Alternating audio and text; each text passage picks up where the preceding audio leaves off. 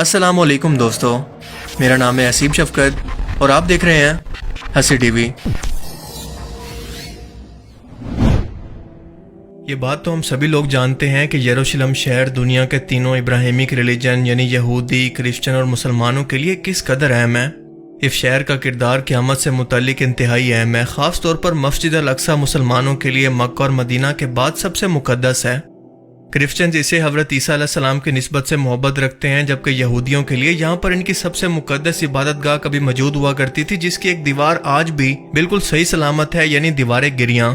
اور یہ اس وقت بھی وہاں پر رو رو کر اپنے آنے والے مسیح کے لیے دعائیں مانگتے ہیں کہ اللہ جلد سے جلد دنیا کے اندر اس کو بھیج کر پوری دنیا پر یہودیوں کی حکومت کو ایک بار پھر سے قائم کر دے، جیسا کہ یہ حضرت سلیمان علیہ السلام کے دور کے اندر تھی۔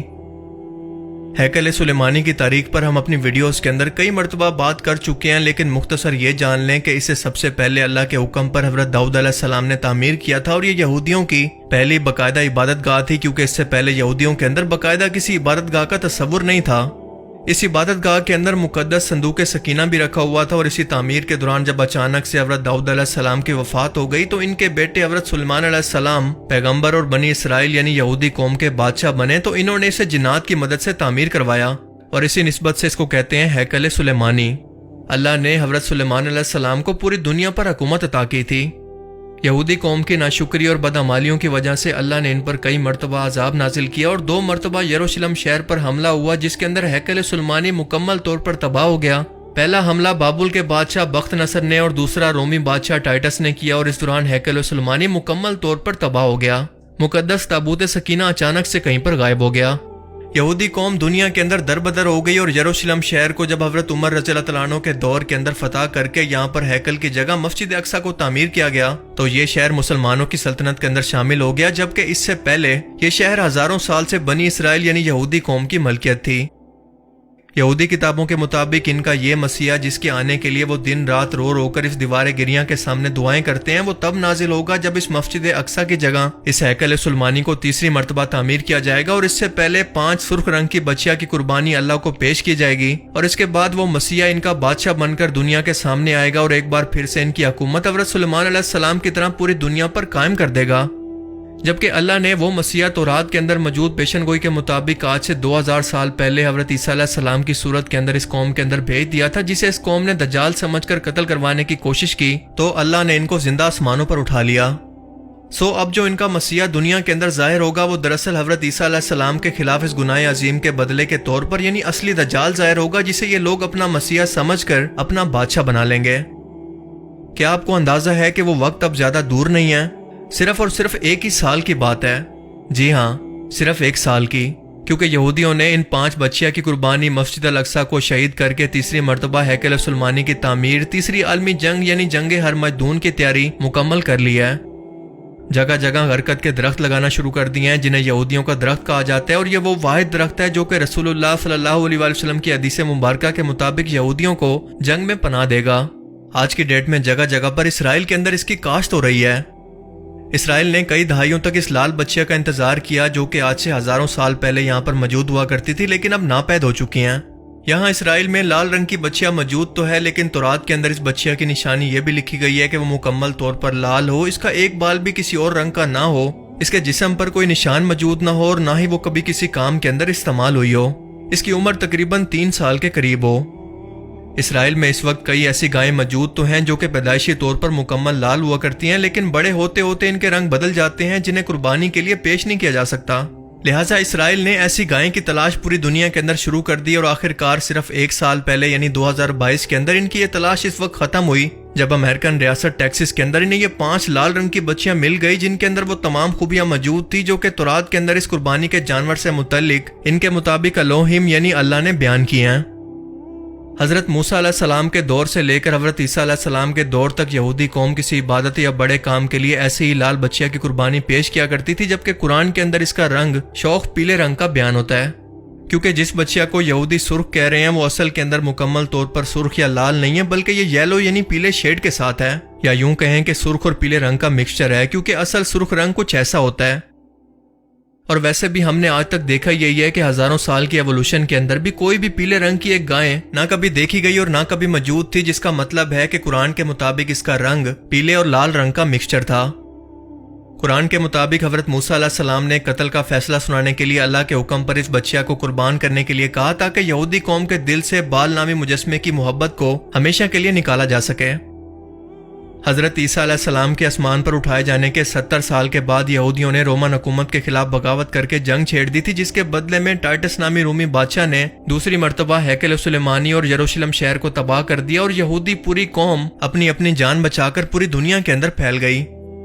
اب یہودی کیونکہ یہاں پر موجود نہیں تھے تو اسی دوران یہاں پر لال رنگ کی بچیاں ناپید ہونا شروع ہو گئی، جبکہ جو یہاں پر موجود تھی ان کے اندر مختلف رنگوں کا مکسچر شروع ہو گیا۔ 1948 کے اندر جب اسرائیل کا وجود بنا، تب سے لے کر اب تک اس بچیا کی تلاش شروع ہو گئی، اور 2018 کے اندر یہ خبر آئی تھی کہ وہ لال بچیا اسرائیل کو مل گئی ہے، پر وہ پرفیکٹ نہیں تھی۔ ٹائم ٹو ٹائم انہیں جینیٹیکلی طور پر اسرائیل کے اندر پیدا کرنے کی کوشش کی گئی، لیکن اس کے اندر بھی ناکامی ہوئی۔ آخر کار 2022 کے اندر ان 5 لال بچیا کو ڈھونڈ کر 16 سپتمبر کو اسرائیل لایا گیا، جہاں پر انہیں خاص نگرانی کے اندر کسی نامعلوم مقام پر رکھا گیا۔ اس کے مالک کا کہنا ہے کہ اس کے جانور بالکل پرفیکٹ ہیں، ان کا ایک بال بھی کسی اور رنگ کا نہیں، نہ یہ کبھی بیمار ہوئے، نہ ہی ان سے کوئی کام کروایا گیا۔ اور 2020 تک جب کورونا کا ٹائم تھا، تب بائی چانس ان کے کانوں پر بھی کوئی ٹیگ نہیں لگایا گیا، جیسا کہ امریکہ کے اندر عام طور پر جانوروں کی پہچان کے لیے ان کے کانوں پر کچھ اس طرح کے ٹیگ لگائے جاتے ہیں۔ لہٰذا یہ جانور اس قربانی کے لیے بالکل پرفیکٹ ہیں۔ ان بچیا کی عمریں 1.5 سال اور 2 سال کی ہیں۔ 2 سال یعنی صرف 1 سال باقی ہے ان کی قربانی میں، اگر اس دوران ان کے اندر مزید کوئی ڈیفیکٹ نہ نکل آئے تو۔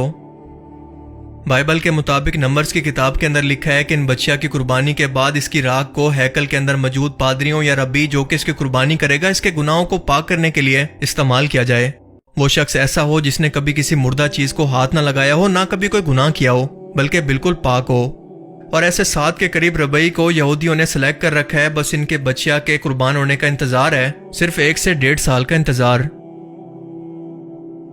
اس قربانی کی تیاری ماؤنٹ اولیو پر رکھی گئی ہے، یعنی زیتون کے پہاڑ پر، اور یہ وہ جگہ ہے جہاں سے مسجد الاقصی کا نظارہ بالکل سامنے نظر آتا ہے۔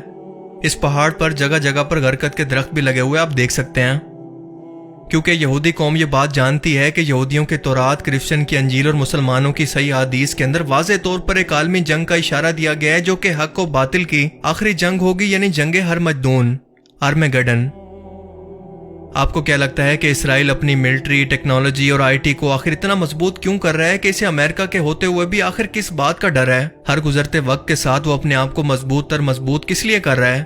جواب ہے کہ وہ جانتا ہے کہ جنگ ہرمجدون یا آرمیگیڈن کا وقت بہت ہی قریب آ چکا ہے، جس کے بارے میں اللہ کے رسول صلی اللہ علیہ وسلم نے فرمایا تھا کہ یہ جنگ اتنی خون ریز ہوگی کہ اگر ایک شخص کے 100 بیٹے ہیں تو 99 اس جنگ کے اندر قتل ہو جائیں گے۔ اس جنگ کا میدان بھی یروشلم شہر کا ایک میدانی بیان ہوتا ہے، اور یہ جنگ اس وقت شروع ہوگی جب مسجد الاقصی کو ان بچیا کی قربانی کے بعد شہید کر کے تیسری مرتبہ ہیکل سلیمانی کو تعمیر کیا جائے گا، تو پوری مسلم دنیا ایک طرف اور یہودی، کرسچن اور منافق مسلمان دوسری طرف ایک دوسرے کے مد مقابل کھڑے ہوں گے۔ رسول اللہ صلی اللہ علیہ وسلم کے فرمان کے مطابق جب یہودی شکست کھا کر بھاگیں گے تو ایک درخت کے پیچھے چھپ جائیں گے جس کا نام ہوگا غرقد۔ اس ایک درخت کے علاوہ کوئی بھی یہودیوں کو پناہ نہیں دے گا، اور آج یہ درخت آپ کو پیشن گوئی کے مطابق جگہ جگہ پر یہودی قوم ہر پہاڑوں پر لگاتی نظر آ رہی ہے، کیونکہ جنگ کے میدان کے اندر اونچی جگہ سب سے اہم ہوتی ہے۔ یہ قوم اس جنگ کی تیاری مکمل کر چکی ہے، اپنے بچوں کو تیار کر رہی ہے، پر ہم مسلمان ابھی تک سو رہے ہیں۔ عالمی میڈیا میں بار بار آپ کو جب بھی مسجد الاقصی کا ذکر دیکھنے کو ملے گا تو جان بوجھ کر آپ کو یہ گولڈن ڈوم دکھایا جائے گا، جبکہ مسجد الاقصی یہ نہیں ہے، بلکہ اس گولڈن ڈوم کے نیچے وہ جگہ موجود ہے جہاں پر رسول اللہ صلی اللہ علیہ وسلم نے اپنے سفر معراج پر اپنی سواری براق کو باندھا تھا۔ اب بار بار اس گولڈن ڈوم کو مسجد الاقصی کی جگہ پر دکھانے کا مقصد یہ ہے کہ جب یہ لوگ اسے شہید کر کے اس کی جگہ پر ٹیمپل بنائیں گے تو عام لوگوں کو احساس ہی نہ ہو کہ اصل مسجد الاقصی کو شہید کر دیا گیا ہے، کیونکہ وہ لوگ تو اس گولڈن ڈوم کو ہی مسجد الاقصی سمجھ رہے ہوں گے۔ ہو سکتا ہے کہ اسرائیل مسجد الاقصی کو کسی ارتھ کے ذریعے یا پھر اس کی بنیادوں کو خود سے گرا کر اسے قدرتی حادثے کا نام دے، جیسا کہ وہ پہلے ہی مسجد الاقصی کی بنیادوں کو تابوت سکینہ اور جادو کی کتابوں کی تلاش کے اندر کھدوا چکے ہیں۔ پر یہ حقیقت ہے کہ اس کے بعد ایک بہت بڑی عالمی جنگ ہمارا انتظار کر رہی ہے، جس کے بعد امام مہدی علیہ السلام کا ظہور ہونے والا ہے، اور اس کے بعد دجال کا ظہور، اور اس کے بعد اس کے قتل کے لیے حضرت عیسیٰ علیہ السلام آسمان سے تشریف لانے والے ہیں۔ اور اب ان تمام حالات کو سامنے رکھ کر آپ اندازہ لگائیں کہ قرب قیامت کے حالات کے اندر آخر کتنا وقت باقی ہے۔ ابھی بھی وقت ہے کہ ہم توبہ کر لیں، اللہ کی طرف لوٹ آئیں اور حقیقت کو سمجھیں کہ دنیا بدل رہی ہے۔ آج ہم انسان آخری ٹائم کے اندر جی رہے ہیں کیونکہ ہمارے سامنے پیشن گوئیاں جو اللہ کے رسول نے آج سے 1400 سال پہلے بیان کی تھی ہماری نظروں کے سامنے حقیقت بن رہی ہیں۔ اگر ابھی بھی ہماری آنکھیں نہیں کھلیں گی تو آخر کب کھلیں گی؟ اللہ تعالیٰ ہمیں سمجھنے کی اور نیک عمل کرنے کی توفیق عطا فرمائے۔